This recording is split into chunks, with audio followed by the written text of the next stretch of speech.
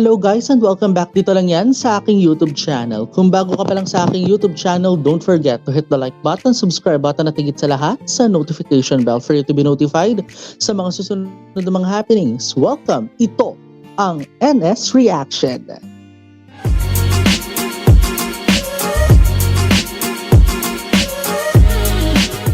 For today's video guys, episode 2 ang ating ire-react nga ho. Dito lang yan sa My School President. And kung maalala nga natin guys, noong episode 1, no, grabe yung binigay niyang suporta dito. Grabe yung binigay ni Tin dun sa final part. Kasi dun tayo magbe-base eh. Sa final part ng MSP or ng My School President, maalala nga natin yung naging suporta niya, yung nagkaroon ng additional rule na dapat ang lahat ng audience ay magbibigay ng tigigisang puntos dun sa na ibibigay dun sa mga sumali sa contest ng mga banda, and at the end of that nanalo pa rin, 'di ba? Ang Chinzilla nang dahil nga dito sa nandahil sa pinasusuporta ni Tin yung grupo ni Nagan. And for this video, second episode kagad tayo, na syempre guys, alam naman natin na wag na tayo magpapatumpik-tumpik pa dahil simulan na natin ang ating pagtutok. Dito lang yan sa My School President. And 3, 2, and 1, let's play. ตัวละครพฤติกรรมสถานที่หน่วยงานวิชาชีพและเหตุการณ์ต่างๆในซีรีส์เรื่องนี้เป็นเรื่องสมมุติที่สร้างขึ้นเพื่อความบันเทิงเท่านั้นโดยมิได้มีเจตนาชี้นำหรือส่งเสริมการกระทำใดๆที่เกิดขึ้นในเรื่องโปรดใช้วิจารณญาณในการรับชมปีหน้าผมจะคว้าแชมป์ฮอตเวฟมาฝากโรงเรียนเราให้ได้ถ้าชมรมไหนไม่ทำให้เกิดประโยชน์กับโรงเรียนจะต้องถูกยุบ Ayan yung ผู้มีอำนาจใน previously การกระทำใดๆเกี่ยวกับชมรมในโรงเรียนมีแต่ประธานนักเรียนเพียงผู้เดียวครับแต่ถ้าทำไม่ได้เนี่ยก็เตรียมโดนประธานลงโทษได้เลยขอให้การแข่งขันวันนี้สำเร็จไปได้ด้วยดีเถิดวงที่ชนะนั่นก็คือวงชินชิล่าครับผม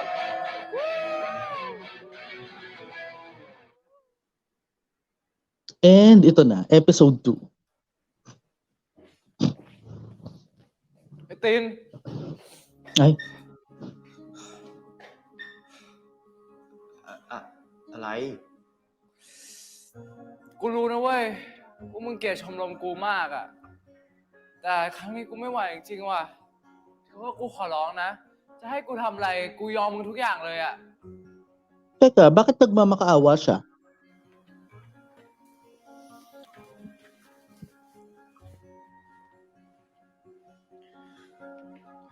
มึงแน่ใจนะว่ามึงจะยอมทำทุกอย่าง Ay, ถ้างั้น มึงก็ต้องมาเป็นแฟน oh! กูเป็นแฟนมึงไม่ได้หรอก Teka, nananaginip ba siya? ทำไมอ่ะ Ay, oh no!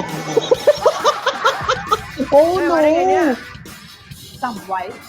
คนที่เป็นประธานนักเรียนต้องเป็นแฟนกับคนที่แม่เลือกเท่านั้น Oh no!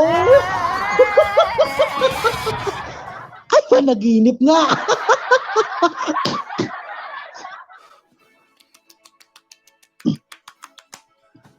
Palibasa kasi guys, doon sa previous episode,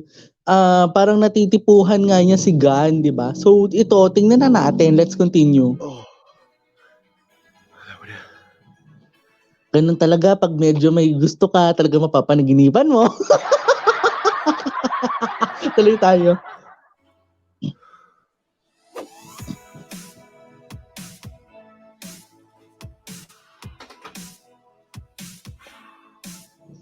Ay, grabe yung room niyan. Oh.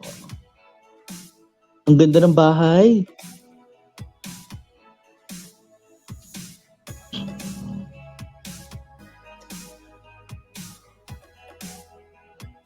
Ay, ay! Talaga naman may pag ano pa eh. Parang inspired siya for that day.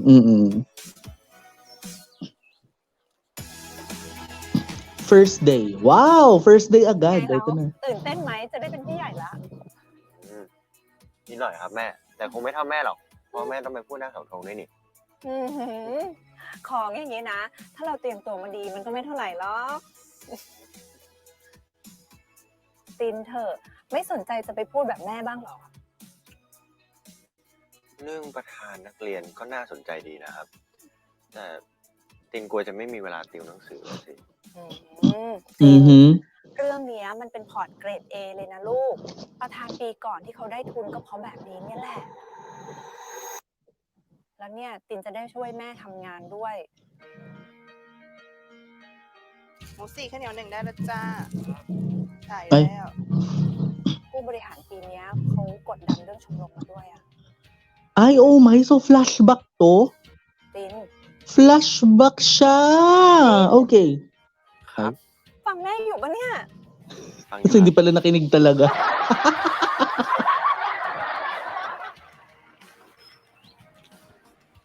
Oh my God! So, so matagal na siyang may gusto. Okay, so flashback ito. Clear. เชี่ย นับว่าเป็น ลอง โอ ขอก าส ใส่ ที่ แบ็ ดี ค ที่ ว่ะ พวกเราจะได้เริ่มต้นใหม่นะคะ ให้โรงเรียนของเรากลับมาสู่การเป็นเลิศทางวิชาการอีกครั้ง และเพื่อไม่ให้เกิดเหตุการณ์ ขาวขึ้น สูงขึ้นเส้นหนึ่ง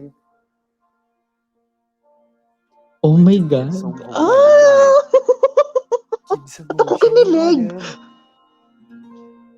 น่ารัก Ba't alam niya pati yung body soap? Tin naman ah. ทรงหน่อย เดี๋ยวไก่ตื่น Alam niya, kinikilig siya. ดูเนี่ยพ่อ Oh my God.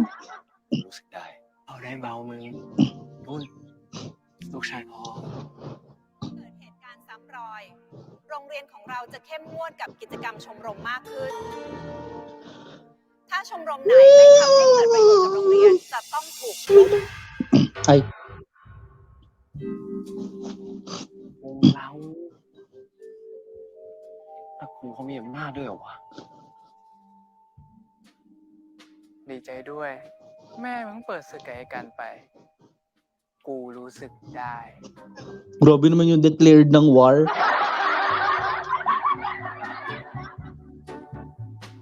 แม้พรุ่งนี้ยังไม่รู้จะยังไง จะอะไรแต่ฉันยังคงมีเธอ มองทางไหนเธอไม่เคยจะไปไกล Pero kung to begin with kasi, maalala nga natin no, yung time na yan na yan yung time na after mangyari yung isang incident sa Chinzilla na before yung era ni Gun, 'di ba? Before yung time ni Gun, ito na yung nangyari 'di ba? Nagkaroon ng gulo dahil lang sa yung kalaban nila, yung kalaban ng Chinzilla was nilapitan yung isang babaeng may gusto pala dun sa vocalist na hindi pa si Gun noon. Hindi pa si Gun ang nag-handle noon. It was happened months before the start of the school year. So ibig sabihin nun, itong pinakita sa atin was just a flashback of it's just a flashback from past episode, yung episode 1. So let's continue with this. OBB nila. Talaga naman kinilig. Tuloy. Go. แต่ฉันและเธอตรงนี้ไม่เท่าไรแต่ฝันมันกลับยิ่งไกลแต่ถ้ามองเข้าไปลองไปที่เส้นชัยแต่แม้พรุ่งนี้ยังไม่รู้จะยังไงมองทางไหนเธอไม่เคยจะไปไกลก็เป็นเธอที่รักและไม่ทิ้งไป Put. Ay, putol. Sorry.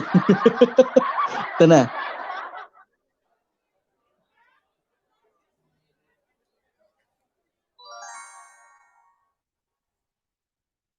ดูจากหน้ามึงแล้วเนี่ย มึงคงกำลังคิดว่า ถ้าประธานนักเรียนคนใหม่ยุบชมรมอะไรกัน มึงจะทำยังไง ดิแต่ถ้าให้การสมัครเป็นประธานเองอ่ะ มันก็ต้องออกจากชมรมมันก็อดเล่นดนตรีกับเพื่อนมันอีก มึงก็เลยคิดต่อว่า ทางเดียวที่จะช่วยมันได้ก็คือ มึงลงสมัครเป็นประธานนักเรียนซะเอง ใช่ เฮ้ย ไม่ใช่ดิ ถ้ากูเป็นประธานนักเรียนเองอ่ะ กูก็ต้องไปแข่งกับมันถ้าอย่างงี้แม่งไม่เกลียดกูตายเหรอวะ ถึงตอนนั้นนะ มึงค่อยบอกมันก็ได้นี่หว่า ที่ผมทำไปทั้งหมดอะก็เพอช่วยคุณไงไอ้ตาบ้าเอ้ย ถ้ามันไม่เชื่อกูว่า Grabe yung pagkalait ha. มึงเป็นโอกาสสุดท้ายของมึงก็ได้นะเว้ยหลังจากที่มึงแป้งมาตลอด2 ปีอ่ะหลังจากที่มึงแป้งมาตลอด2 ปีชื่อโรงเรียนก็ชื่อนิยมศิลป์นะแต่ทำไมแม่งเน้นวิชาการทำไมมันย้อนแย้งจังวะนั่นดิ นายหาชมรมอยู่เหรอ เนี่ย สนใจเข้าชมรมคอร์สเวิร์ดเปล่า คอร์สเวิร์ดเหรอ So nun pa lang 2 years ago before seniors, nag-uusap na sila. Grabe, ang sama kay ภา Nobita. ษาอังกฤษแบบเรียงกันหลายๆตัว ก็นั่นแหละคอร์สเพลย์ ไหนมานี่ Oh my God, I love that. Scrabble เนี่ย yan. แค่เอา Crossword ba o Scrabble? I don't know. ให้เป็นคำศัพท์อย่างเช่น ตัว L ที่มีอยู่เนี่ย เอามาต่อกับ O แล้วก็ตัว V Oh my God, then E. เฮ้ยแป๊บนึงนะ เสียงกีตาร์เลยเดี๋ยวนะ เฮ้ย นาย Oh no. เฮ้ยพวกมึงได้ยินเสียงอะไรป่ะ พวกกูได้ยินอยู่หรือว่าจะเป็นชมรมดนตรีเฮ้ยดู Ayan yung time na magjo-join sila sa... hindi nakadiskarte si Bebe Boy. Ikaw eh. Shinzilla grade 11. Juniors, I think that considered as juniors. และเพลงต่อไปที่เราจะเล่นนะครับผม Ay, bumaparaan siya.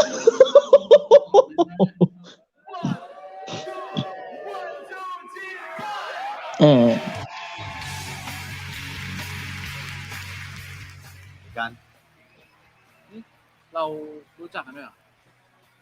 เอ๊ะ อ๋อ ไอโนบิติน Ang sama mo. กัน Ginawa mong Nobita. จะบอกว่า ที่กูเปลี่ยนแปลงตัวเองทุกอย่างเนี่ยก็เพื่อ Oh my God, that's the second failure.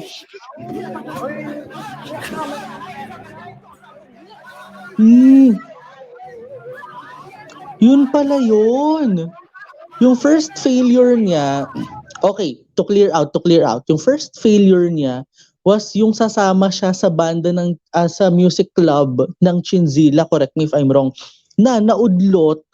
dahil nakarinig, recap tayo na mabilis ha, na na naudlot yun kasi ano yun, may narinig siyang gitara outside of the crossword, correct me, yung parang sa crossword club ata, ewan ko. And then pangalawa, itong nangyari sa Chinzilla incident na naging cause ng pag-resign ng president ng Chinzilla, yung club ng Chinzilla, na naging dahilan para lumipat. Correct me po ha, paki-correct ako. Nandiyan kayo sa comment section. Charing. Nanonood kayo ngayon, kaya alam ko yan. Charing. So yun, ang nangyari noon ay parang yung pag-resign ng president ang naging dahilan kung bakit siya naging president. On that time, grade 11 year to grade 12. So, ito pa lang si Tin, gumagawa na ng paraan talaga. Dumidiskarte na noon pa, binabaliwala lang ng isa. Medyo naiinis na rin kasi siya kaya hindi siya makapaghintay to tell the truth. Tuloy tayo.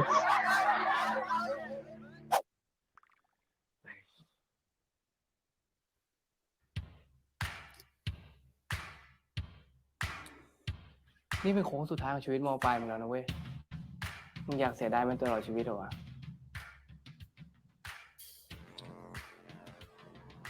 เอาก็เอาวะเดี๋ยวกูอะสมัครมันเป็นประธานนักเรียนเองแม่งเลย Sa ngalan ng pag-ibig. Okay, episode 1, parang episode 1 pa rin siya kasi doon nangyari yung debate day. Okay. ผมสัญญาว่าผมจะทำให้โรงเรียนสงบสุข แล้วเป็นปีที่อยากลืมก็ลืมไม่ลง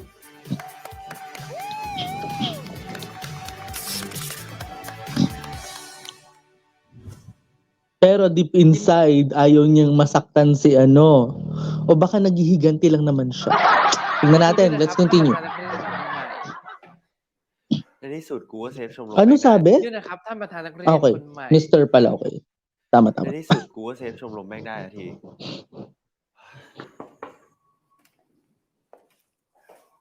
เป็นไงบ้างติน จะพูดหน้าเสาธงแล้วตื่นเต้นไหมลูก นิดหน่อยครับแม่ นี่ Ito na yung ทางผู้ day. บริหารเขาฝากกำชับมานะ เรื่องยุบชมรมมาลูก แม่ฝากตินจัดการต่อด้วยนะลูก เอ่อ Mhm. เรื่องนั้นตินว่าถ้าจะให้ยุติธรรมจริงๆอะครับ เราควรให้โอกาสทุกชมรมไหมครับ แต่งบประมาณเรามีจำกัดนะติน เราก็ต้องเอาเงินไปลงกับชมรมที่เขามีผลงานไม่ใช่หรอฮะ ก็จริงครับ ยังไงเช้านี้แม่ฝากด้วยนะ ได้ครับ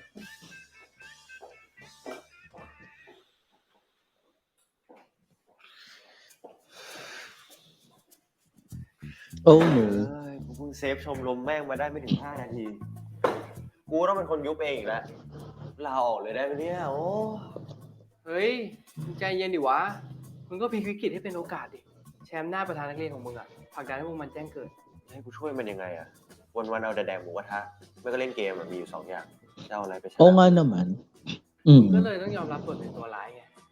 ไปกดดันให้มันสร้างผลงาน ดูการ์ตูนเยอะไปปะเนี่ย แล้วมึงก็ไปยุบชมรมแม่งเลย แล้วก็โดนไปเก็บจนตาย เอ้านี่ฮะกูไม่ยอมมึงหรอก Sabi na sa inyo guys, sa ngalan ng pag-ibig, hindi yan mag-give up. Ano ba? ไม่มีกิจกรรมให้การจริงด้วยวะ Ah, yung religious festival? มันมีอยู่งานหนึงเว้ย ที่แม่กูอ่ะเป็นกรรมการเอง Oh my God, yun nga. เป็นการประกวดหมอลำมาดิพี่การจะยอมไปเหรอวะ งั้นก็ต้องอยู่ที่มึงแล้วปะ ฝากด้วยนะครับ ท่านประธานจอมโหด Mr. Cruel talaga.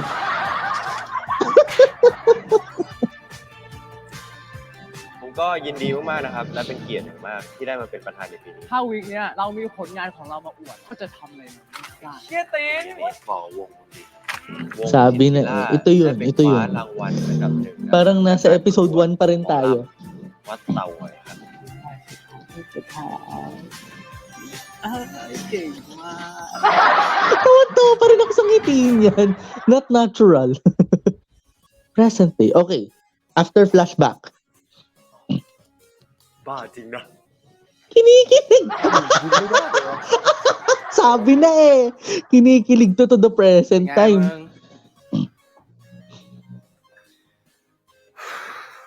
หวังว่าหลังจากเนี้ยคุณจะไม่มีใครมายุ่งกับชมรมแล้วอ่ะ อืม โอ้ยอะไรอีก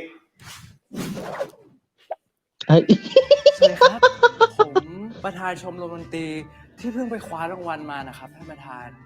mm. มีงบเครื่องดนตรีอยากจะขอเบิกครับ หวังว่าท่านประธานคงอนุมัตินะครับ ถ้าว่างเดี๋ยวดูให้ เสร็จธุระก็ออกไปเลย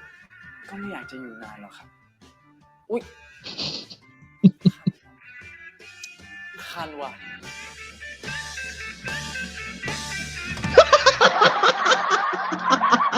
Ano yun? Ano yung tingin niyang yun? มึงจะไปดึงหน้าใส่มันทำไมวะ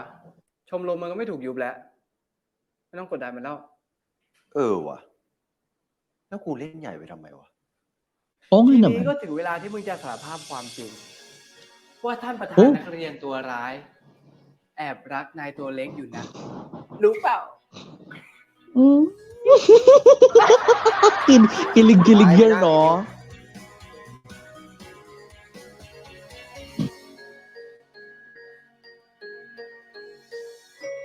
Ay, ngiti pa yan! Ang cute niya ngumiti. Ang cute niya ngumiti. มันต้องเป็นมันอ่ะ เฮ้ยทำอะไรของมึงวะ คือกู Mm. มีอะไรจะบอก Yeah. Kaya mo yan.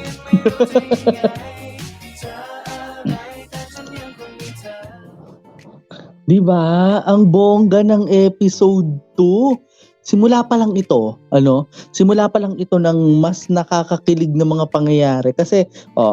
katulad nga na sinabi ko kanina, let's have a greater recap. Kasi unang-una, while ipe-prepare ko lang yung aking background on that note. Kasi we are now on the second part eh. So, kung maalala nga natin, yung 2 failures na yon, it caused parang hatred, correct me, parang yun yung naging cause niya para hindi siya sumuko. Kasi ganun talaga, ang tunay na nagmamahal, hindi nagagawang sukuan ang isang hamon. At yun ay ang hamon ng pag-amin. 'Di ba? Sabi nga din nila guys, the way to breathe out comfortably is to tell the truth, 'di ba? The way to breathe out comfortably is to tell the truth. Why? Kasi the truth is always set you free. Ang katotohanan ang magpapalaya sa'yo. Kaya't ang katotohanan din na magbibigay sa'yo ng tamang dahilan para masabi mo sa taong yun na mahal mo yung taong yun. 'Di ba? Kasi guys, gano'n naman talaga pag nagmamahal. Hindi mo kailangang sukuan. Papanindigan mo lang kung hanggang saan ang kaya mo. At dito na natin guys, sisimulan ng ating second part in 3, 2, and 1. Let's play. Aha, aha, aha, aha, aha.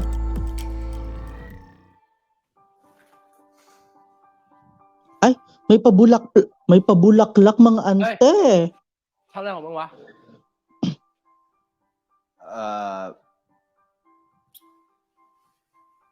วันนี้อากาศดีเนาะ ฟ้าอย่างครึ้ม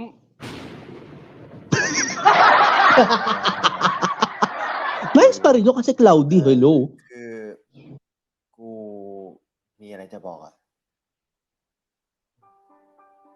มึงจำวันที่ฟูไปกินนมแม่มึงวันแรกได้ปะ ฮะ Ha? หมายถึงวั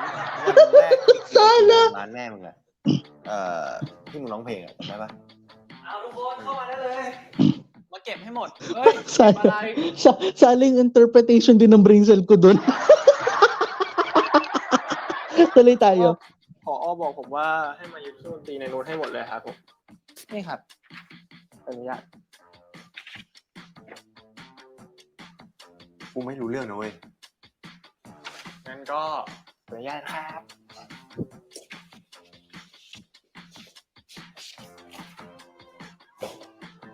กูไม่รู้เรื่องจริงๆเว้ย มึงไม่ต้องเข้าไป เดี๋ยวกูเคลียร์ให้ โอเคปะ Oh, Gan. no. No.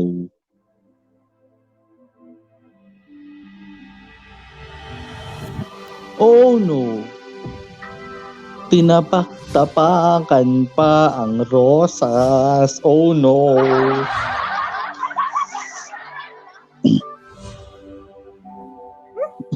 อะไรวะเนี่ยดอกไม้ใครวะ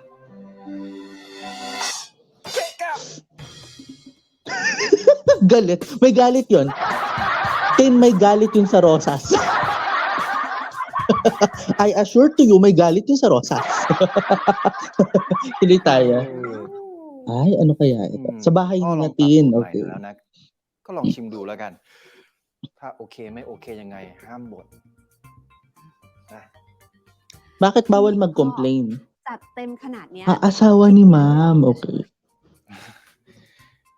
สงสัยพ่อคงต้องไปเป็นเชฟแล้วแหละไอ้ปากกาที่มีอยู่ก็คงต้องวาง ก็ดีนะพ่อไหนชิมสิ แม่ครับ หืม วันนี้แม่สั่งให้ขจรไปเก็บเครื่องดนตรีเหรอครับ ใช่ แม่เห็นว่าตินไม่อยู่อ่ะลูกแม่ก็เลยใช้ให้ขจรไปทำทำไมหรอ ไม่มีอะไรหรอกครับ ตินแค่คิดว่า พอชมรมเขามีผลงานแล้วแม่จะเลิกยุ่งกับเขา เดี๋ยวนะ แม่ก็ไม่อยากยุ่งหรอกนะติน ก็เพราะว่าชมรมดนตรี ต้ เนี่ อย งเหรอ เมื่อปีที่แล้วถ้าไม่ไปก่อเรื่องเอาไว้จนคนจัดงานเขาเรียกร้องค่าเสียหาย แม่ก็เลยต้องเอาเครื่องดนตรีไปขายเพื่อเอาเงินมาจ่ายเขา ไม่โหดร้ายไปหน่อยเหรอครับแม่ นี่แม่ก็ใช้งบโรงเรียนมาช่วยแล้วนะติน หรือตินอยากจะให้ชมรมดนตรีไปหาเงินมาจ่ายเองล่ะ แล้วอย่างนี้เด็กๆจะเอาดนตรีที่ไหนเล่นนะแม่ Oo nga, no? Good point yun. Good point yun ชอบ kasi, ทำเหมือนแม่ good point yun kasi, kung sinauli or kung inilabas dun sa music club yung mga instrumento, at the end of that day,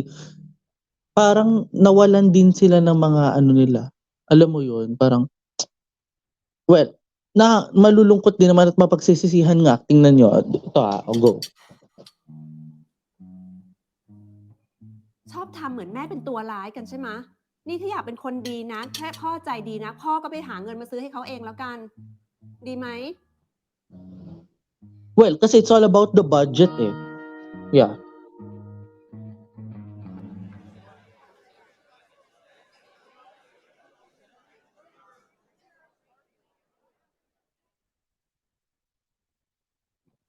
ไอ้ติน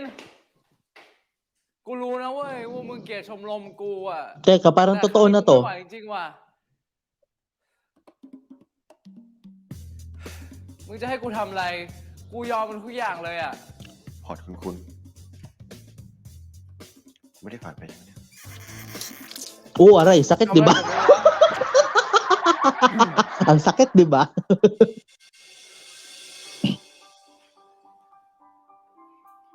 มึงแน่ใจนะว่ามึงจะยอมทำทุกอย่าง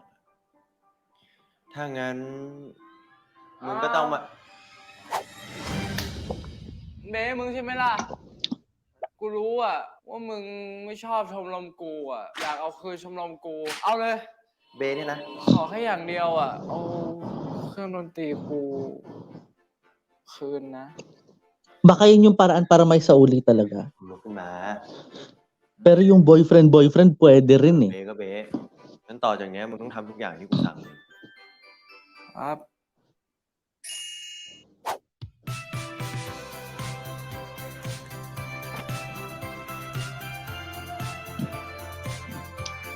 Yes, taga-massage. Masahista pala to.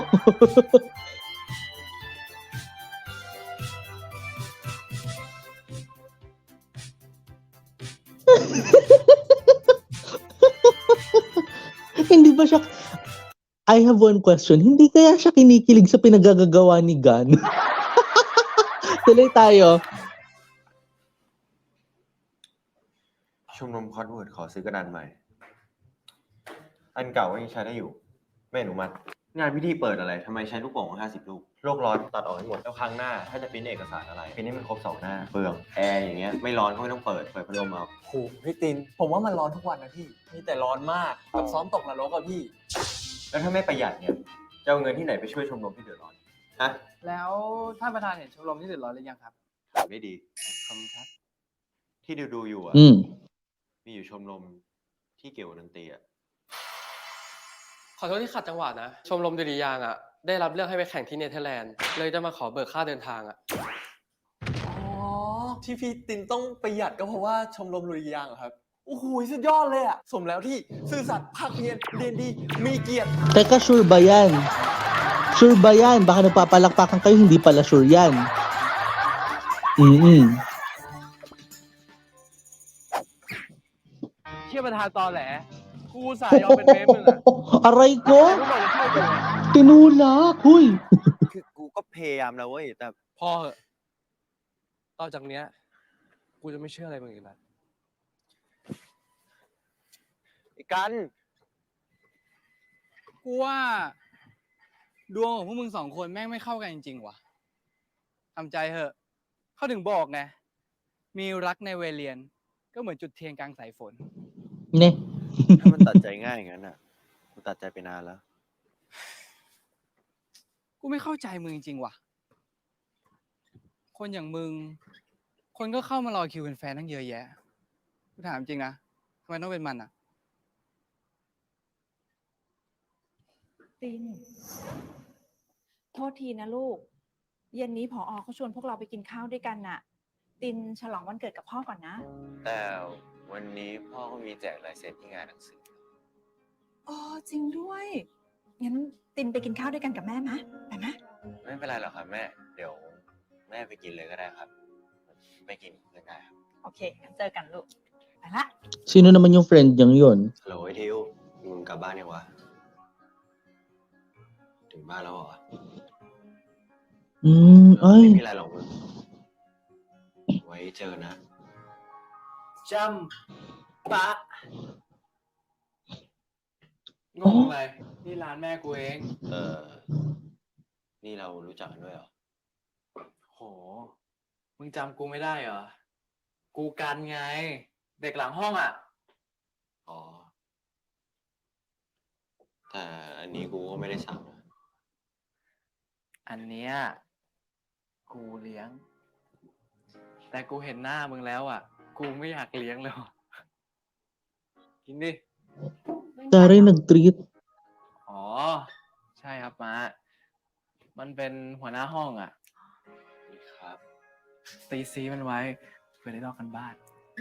เรา Yan kasi. ส่วนเองอ่ะลูกค้ารอแล้วเร็ว Taray, nag-treat pa siya. Oo. ขอต้อนรับเข้าสู่มินิคอนเสิร์ตร้านเจ๊กิมนะครับ เพลงแรกเนี่ย ผมชอบฟังเวลาอยู่คนเดียวสำหรับใครที่เหงามาฟังเพลงนี้ด้วยกันนะครับ May pa ano pa. May pa ano yun, may pa mini concert.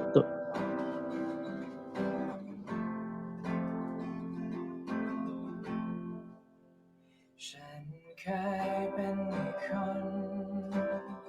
ในเมืองแห่งความเหงาใจ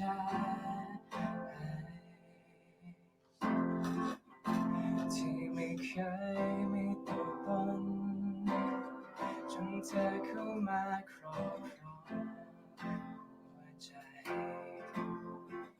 โอ้เวลาเป็นหยุดเคลื่อนไหวเมื่อนี้ไม่เหงาอีกต่อไปแค่วันนี้ฉันมีเธอ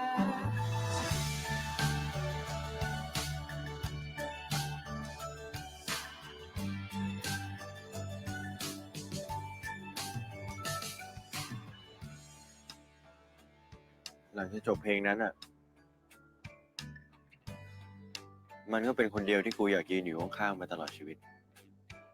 เชี่ยโรแมนติกสัตว์อะ Oh. ขอโทษ ที่มีกูบอกให้มึงตัดใจอะถ้ารักในวัยเรียนก็เหมือนจุดเทียนกลางสายฝน กูทิวสนคนนี้แหละจะเป็นคนกลางโลกให้มึงเอง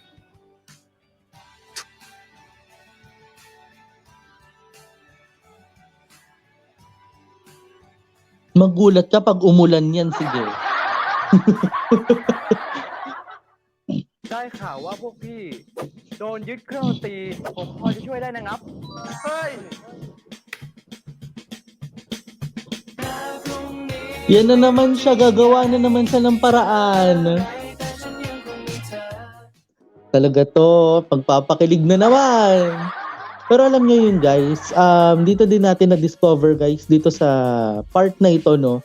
na love at first, alam mo yun, na love at first here, 'di ba? Kung may mga nakikita nga tayo na mga kwento na love at first sight, ito love at first here, o yung parang first time nga nilang marinig na kumanta yung isang tao, doon na sila kinikilig. And yun yung na-discover natin dito sa episode na ito, dito sa part 2 ng My School President. Alam niyo yun guys, na alam mo yun, parang dito rin kasi natin guys nakita yung sa budgeting. Yes, oo, may mga pinaglalaanan po ang bawat department o bawat club, di ba? And yet, yun yung pinaka natutunan ko nun na kailangan maglaan talaga per club ng mga, for example, for the contest, di ba? For the contest, for the importanteng mga lakad, kailangan talaga may mga budget yan na allocated straight from the school president or straight from the school alam mo yun, student treasurer, parang ganon. Kasi yun yung experience ko rin dati nung nakikita ko yung mga ganyan when I was in, ano 'di ba? When I was in the council before. When I am part of the council before. So yun. By the way, yun nga lang, tingnan natin dito kasi mukhang mababalik na, no? Mukhang maibabalik na itong mga instrumentong kinuha sa kanila, kinuha sa Chinzilla. So, sisimulan na rin natin kaagad-agad ang ating pagtutok sa part 3 in 3, 2, and 1. Let's play.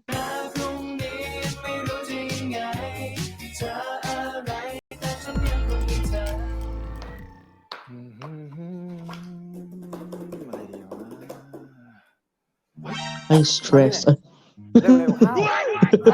Gulat yan.คืออย่างนี้ช่วยพ่อเลือกรูปหน่อยเพราะว่าปกหนังสือใหม่ของพ่อเนี่ยพ่อยังไม่ได้รูปเลยไม่รู้จะเอาสีอะไรบ้างช่วยเลือกให้พ่อหน่อยได้ไหม ครับ พ่อครับ หืม พ่อพอจะรู้จักร้านขายเครื่องดนตรีไหมครับ ที่ราคาไม่แรงมากครับ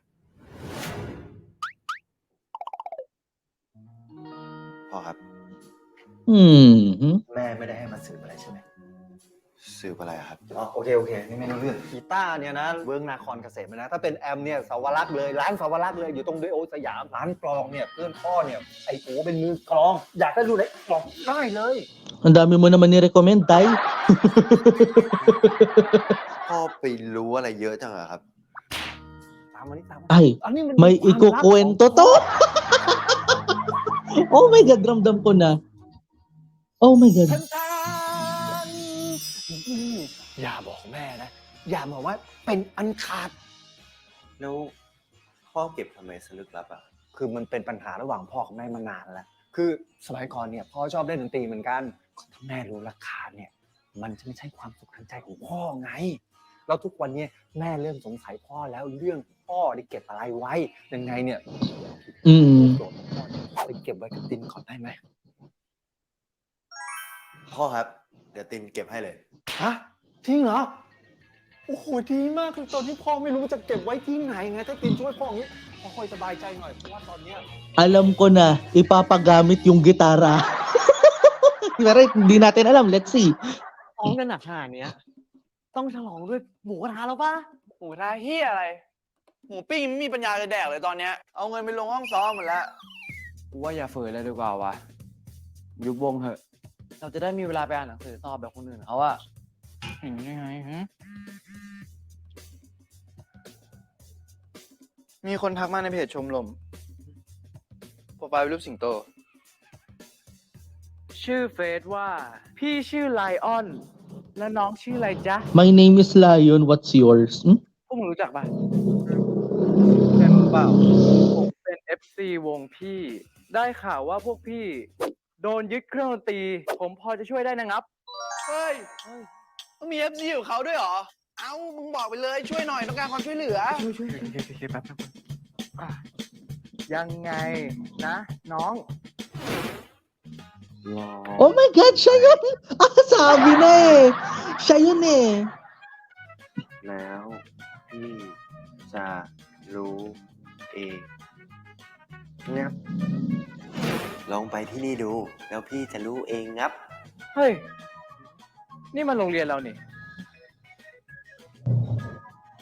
น่าจะเป็นห้องสภาว่ะ ฮะกดมึงดิเหมือนโดนหลอกไปห้องเชือดเลย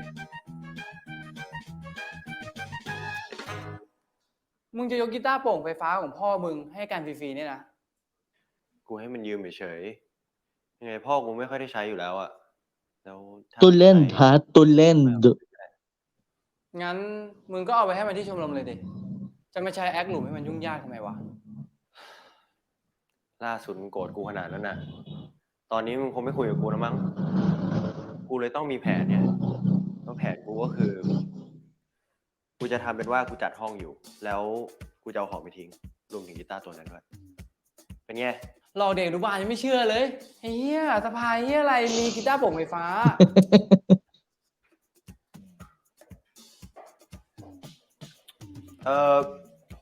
เฮ้ยพวกมึง พวกกูจะจัดห้องแหละ แล้วกูจะเคลียร์ของ พวกมึงช่วยเคลียร์ของไปหน่อยดิ กู กูไม่ใช่เบสมึงนะเว้ย อยากทำเอง Patay.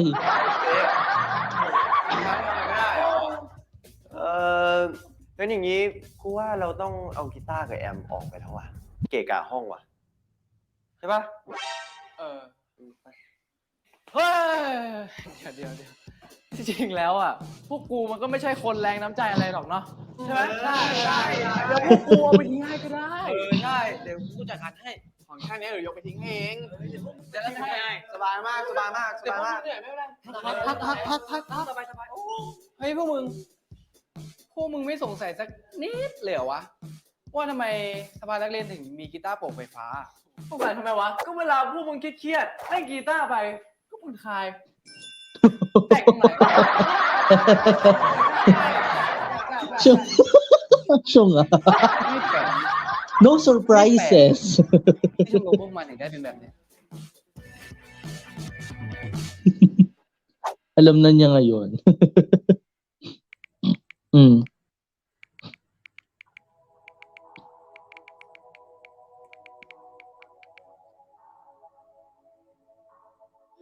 ขอบใจมากนะน้องไลออน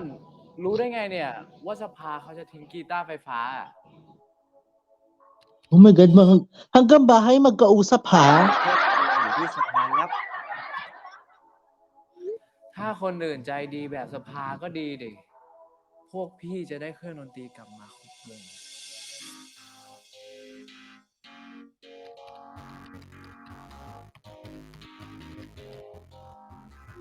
ก็ไม่ใช่ว่าไม่มีนะครับ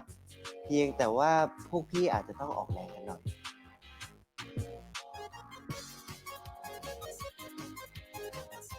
ครูมัดเขาต้องทำคลิปร้องเพลงสอนภาษาอังกฤษ ถ้าพี่ช่วยเขาทำเพลงอ่ะ เขาจะยกคีย์บอร์ดให้ยืมใช้ฟรีๆเลยนะ Oh! 6/3 บ้านรวยเวอร์ ถ้าพี่ช่วยเขาเซอร์ไพรส์วันเกิดให้น้องก้อยที่พี่เขาชอบได้นะ พี่เขาจะยกเบสให้เลยฟรีๆ1 ตู้อะ Ay, nice! Yun yung challenge! Panalo yung challenge na yan, ah. Ay. พี่เป็นใครครับกลัว แฟนก้อยไง แฟนก้อย Takbo! Sunga! ขอบใจนะน้องไลออนไม่ได้เบสมาแล้ว ทีเนี้ยก็เหลือแค่กลองอ่ะ Oh my God, mahuhuli niya! แบบเนี้ยแสดงว่ายังไม่รู้สิว่าชมรมกูอ่ะ ได้เครื่องดนตรีกลับมาครบแล้ว ได้ข่าวว่าขาดกลองอยู่ไม่ใช่เหรอ มึงรู้ได้ไง มีแค่คนในชมรมเท่านั้นที่รู้ กูมั่วเอาไง เฮ้ย หรือว่า มึงคือน้องไลออน Uh-oh.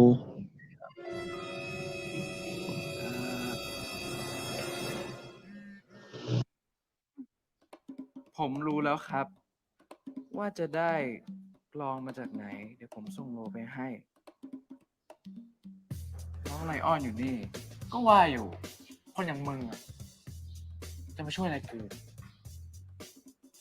ไปดีกว่าเห็นหน้ามันไส้ Grabe naman. Grabe to.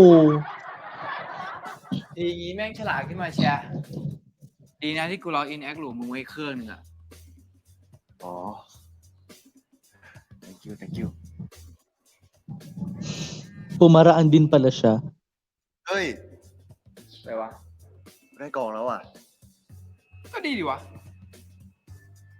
Eh kasi nga, shinare yung location. Hello? ไม่รู้เขาไม่จะไหวหรือเปล่า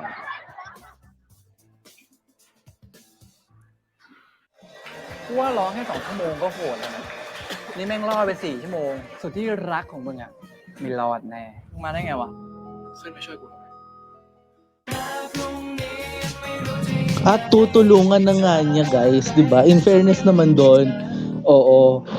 In fairness naman din po sa motor sa labas. Hello? Hello! Magandang gabi! Oo, sana naman po manahimik din kayo, ano. Charing. Parang live na live lang tayo, ah. Hindi, pero alam niyo yun guys, parang sinasabi nga rin 'di ba na ang pag-ibig ay parang 'di ba, the way to a man's heart is to do something 'di ba? So ibig sabihin nun gumagawa lang siya ng paraan. Katulad nga nung sinabi ko kanina sa isang part, no, gumagawa lang siya ng paraan pero parang hindi lang siya napapansin or hindi lang siya nabibigyan ng pansin rather kasi bakit? Kasi guys, parang desperado silang makuha yung gusto nila, 'di ba? Desperado ang ang Chinzilla, yung kanilang music club, 'di ba, na makuha yung lahat ng instrumentong binawi sa kanila. And yet, ito yung makikita natin ngayon dito sa final part, guys, yung yung dito sa final part na ito, makikita natin guys kung ano nga ba ang mga mangyayari ngayong nakita natin sa preview na parang magkakasakit siya. So, wag na tayo magpatumpik-tumpik pa dahil sisimulan na natin. Ano ba yun? Nabulol pa. Dahil sisimulan na natin ang pinakahuling bahagi ng ikalawang episode in 3, 2, and 1.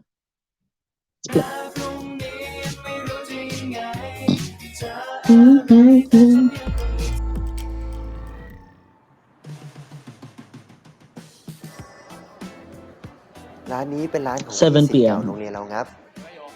วันนี้พี่เขาจะปิดร้านแล้วเลยหาวงมาเล่นปาร์ตี้สักลาแลกกับกองชุดประจำร้าน การ Ay, แน่ใจ isa pati sa medyo tanong ko dito, aamin kaya siya na siya yung lion? Tingnan natin. นะ เล่นดนตรีสดตามร้านอ่ะปราบเซียเลยนะเว้ย เอาหน้า สู้ๆพวกมึง จบงานเนี้ย เราได้เครื่องดนตรีครบชุด ไงกัน อ๋อ พี่เจ๋งสวัสดีครับ สวัสดีครับสวัสดีครับทุกคน วงมึงนี่ดูท่าทางไม่ธรรมดานี่หว่าโอ้โหถ้าพร้อมแล้วนี่ก็เริ่มได้เลยนะ ได้ครับ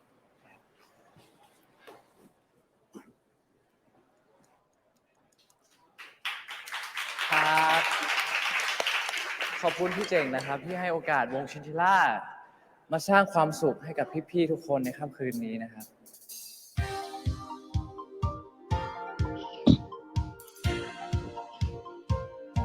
Here we go. เป็นอะไร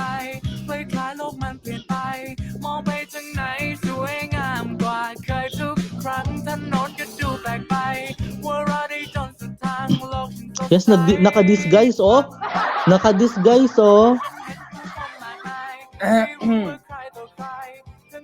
เคิร์มเลยนะครับเพราะคนหลงแฟน เอาไงต่ออะ เรื่องอะไรวะ ก็เรื่องมึงกับมันไง ไหนๆไอ้กันมันก็ได้เครื่องดนตรีครบแล้วอ่ะ มึงก็สารภาพมันไปเลยดิลังเลอะไรวะ เชื่อกูดิ กูทิวสนนะเว้ย ไงพวกมึง อ้าวเดี๋ยวพี่ สวัสดีไงเต็นมึงจะบอกกูได้ยังวะทำไมมึงถึงต้องให้กูช่วยชมรมนี้ แถมยังให้กูปิดอีกว่าไม่ใช่ฝีมือมึง โอ้ย คืองี้พี่ ไอติมมันแอบชอบคนในวงนี้อ่ะ อ๋อ Ibino ko na. เก็ตละนี่แสดงว่ามึงยังไม่รู้กฎของชมรมดนตรีใช่ไหมชมรมดนตรีมันมีกฎเหล็กอยู่นะมึง Ay. Oh my God, may solid rule. ขอบคุณครับ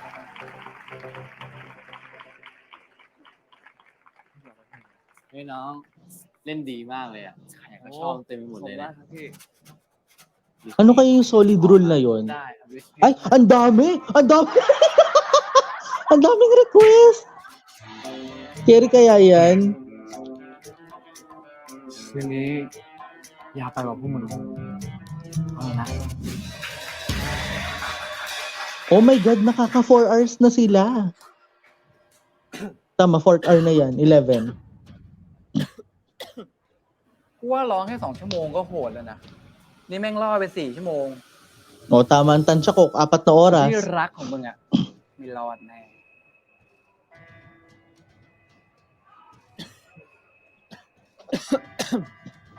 ไปพอเลย การเราคุยไว้กันแค่2 ชั่วโมงอ่ะ มันเกินมาเยอะแล้วนะเว้ย เอานาทำไงได้วะ ลูกค้าเขายังสนุกอยู่อ่ะ Nasa kalahati na yung request na yun by that time, no? Ang dami eh. พวกกูไม่เท่าไหร่หรอกแต่เสียงมึงอะไปหมดละ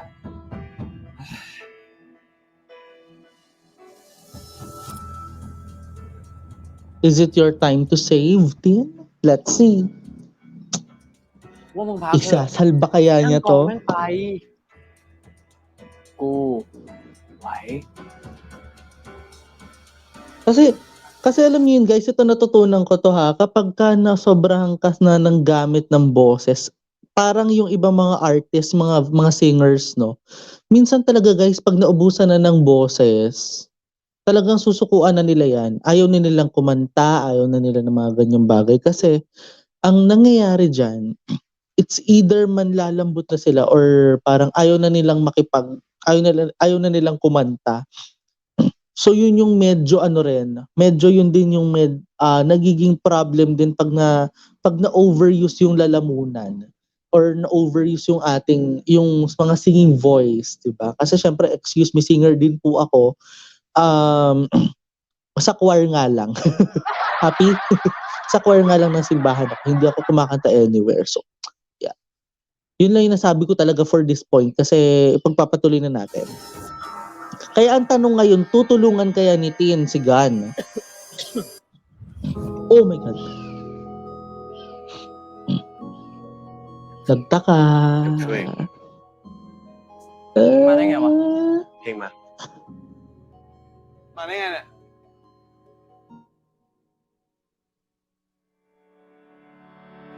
เธอ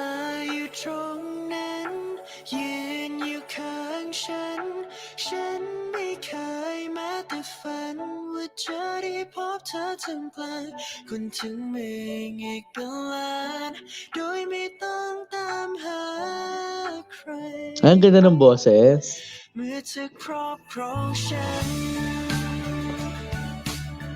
Ayun yung kinakanta niya sa bar? I mean sa maliit na ano niya?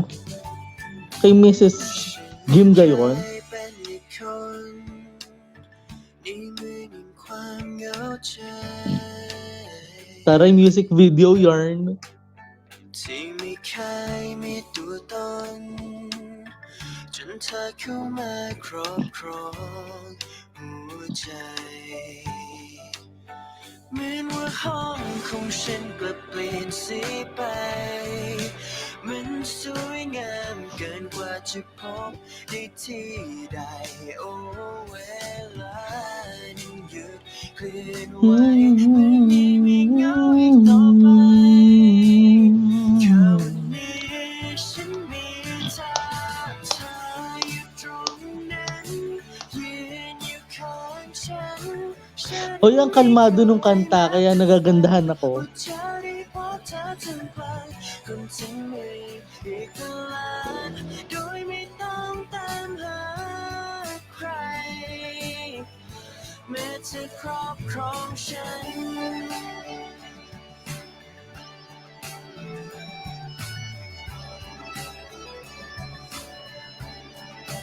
So, ibig sabihin pala nun guys, sa lahat ng success nandun siya para saksihan niya yung success ni Gun. Di ba? And yet, hindi pa rin siya makapag-confess, ganon. มันสวยงามเกินกว่าจะพบได้ที่ใดโอ้เวลานั้นหยุดเคลื่อนไหว Nag-duet ba? Oh my gosh! Nag-duet! ต่อจากนี้ฉันมีเธออยู่ตรงนั้นยืนอยู่ข้างฉัน ฉันไม่เคยแม้แต่ฝันว่าจะได้พบเธอท่ามกลางคนที่มีอีกล้านโดยไม่ต้องตามหากัน จะกอดเธอไว้ไม่ให้ไปไหนเพราะวันนี้ไม่ใช่ฝัน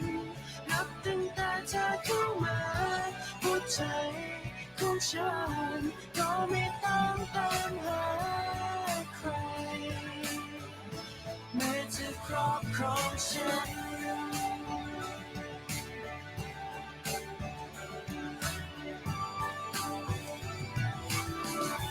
Ang Naks, ang ganda ng song! Panalo yung song na yan.ตอรี่จริงๆว่ะน้องทุกคน พี่ก็ไม่รู้จะทำไงลูกค้าไม่ยอมกลับอ่ะ เอางี้แล้วกัน พี่แถมแอมให้ไปเลย แล้วก็เนี่ยค่าจ้างคืนนี้ ขอบคุณมากครับพี่เจ๋ง ยอดว่ะ ขอบคุณครับ กลับไปนอนเว้ย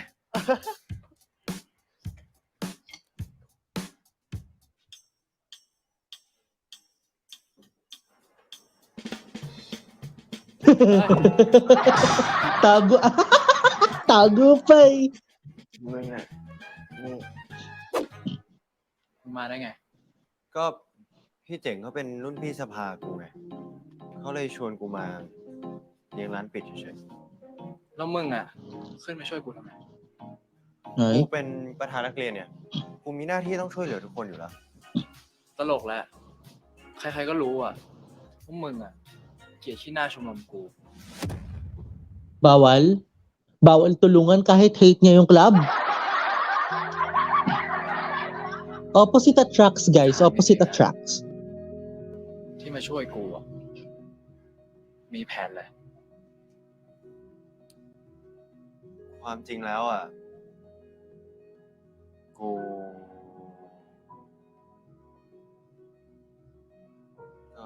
Confess na. กู Ano? กดอะไรอ่ะพี่ ก็ชมรมเนี้ยเขาให้ตั้งใจซ้อมดนตรี จะมีแฟนได้ก็ต้องเอาชนะรายการ Hot Wave ให้ได้ก่อน กู จะทำให้มึงชนะฮอตเวฟให้ได้ ก็กูอยากกอบกู้ชื่อเสียงโรงเรียนไง แล้วงานเนี้ยมึงทำคนเดียวไม่ได้ เราต้องช่วยกัน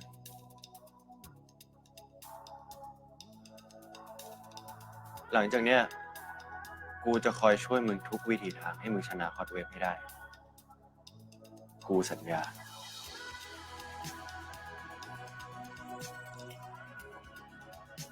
ดีลไหม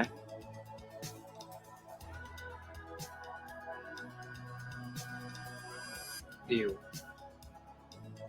Oh my. Nagka-deal na. Alam na. Alam na this.